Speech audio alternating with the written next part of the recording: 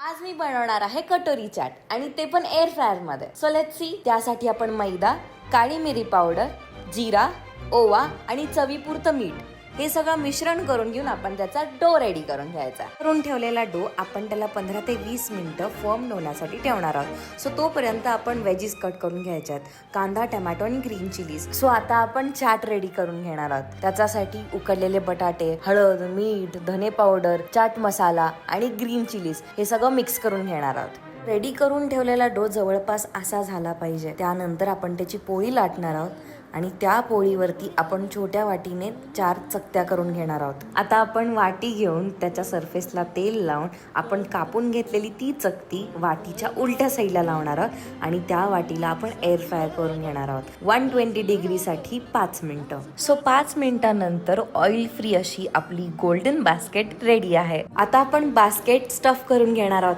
त्यासाठी आपण रेडी करून ठेवलेला रगडा, बारीक शेव, गोड दही, गोड चटणी आणि गार्निशिंगसाठी कांदा, टोमॅटो आणि बुंदी अशा प्रकारे आपली बास्केट चाट रेडी आहे. एन्जॉय.